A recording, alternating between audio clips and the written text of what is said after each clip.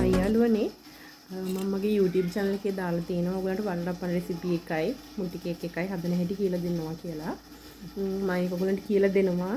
ඊට කලින් මම ඔයගලන්ට වීඩියෝ එකක් අරගෙන ආවේ මුටි කේක් හදනකොට අපි ගන්න මැටි භාජනේ තෝරගන්න හැටි කියලා දෙන්න. සහ ඒ කියනවා ගොඩක් අය මැසේජ් කරලා අහනවා ඒකේ මැටි රහ එනවද? එතකොට ඒක කනකොට ඒකේ කුඩු ගතියක් වැලි ගතියක් අපිට හැපෙනවද එහෙම කියලා අහනවා. ඒකින්ද ඒකට කරන්න ඕන විසඳු පිළියම් ඔයාලට කියලා දෙන්නයි මම ආවේ. මුට්ටි කේක් හදනකොට අපි ගන්න ඕනේ මෙන්න පාත්‍ර හැඩයට දින මුට්ටි. ඒක ඔයගොල්ලන්ගේ කැමැත්ත අනුව ඔයගොල්ලන්ට ගන්න පුළුවන්. පොඩිම එක ගන්න එපා. පහන් තැටිය වගේ දින චූටි කර ගන්න එපා. ඒකට බැටර් චූටි ප්‍රමාණයක් අල්ලන්නේ. ඒක නිසා ඒක කස්ටමර් කෙනෙක්ට දෙන්න බෑ. ඔයගොල්ලන් ගෙදර හදනවා නම් ඔයාලට හදන්න පුරුදු වෙන කෙනෙක්ට නම් ඔයාලට ඒ පොඩි එක ගෙනල්ලා හදලා බලන්න පුළුවන් මුලදී. සාමාන්‍ය මෙන්න මේ sizes 4කට විතර තියෙනවා මේක. මේක මේ දෙවෙනි size එක.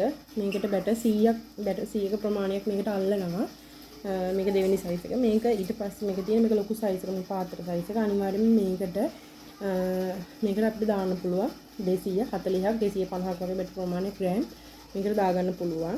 මේක කිසි ප්‍රශ්නයක් වෙන්නේ නැහැ. මේ අපි මේක ගෙනල්ලා පැය 3-4ක් අනිවාර්යෙන් වතුර බේසමකට දාලා මේක තියන්න. එතකොට මේකේ අර අලුත් නෙමෙටි මේ වාජනේ. එතකොට මේකට වතුර උරා ගන්න ප්‍රමාණය වැඩි. ඒක නිසා මේක හොඳට භාජනයකට දාලා මේක ටික මේක දෙතගතිය වතුර උරා ගන්නකම් මේක පැය 3-4ක් තියලා එළියෙන් තියාගන්න. අපිට අවශ්‍ය දවසට මේක ආය අරගෙන මේක ආය සෝදන්න ඕනේ හොඳට. හොඳට සෝදලා ආය අවුවේ තියලා වේලගෙන මේකට හොඳට බටර් ගන්න ඕනේ. මේක බටර් එක දාගෙන අපි ඩෝ එක දාලා මේක oven එකට දාලා අපිට ගන්න පුළුවන්. මේකේ මැටි රහක් එතකොට එන්නේ නැහැ. ගෙනාපු ගමන් කම්මැලි කමට එපා. මේක චුට්ටක් හොදලා බැටර් එක දාගන්න. මොකද දන්නවද මැටි රහ එනවනේ. එතකොට ඔයගලන්ට කන්නත් බෑ. දෙන්න කෙනෙක්ට කන්නත් බෑ. ඒකින් හින්දා මේක එන්නේ නැහැ අර විදිහට කරන්න. ඒක කරලා ඔයාලට කේක් එක රස බලන්න පුළුවන්. මම රෙසිපි එක ගේන්න. මුට්ටිය දෙනට තෝරගන්න. ගිහිල්ලා එන්න.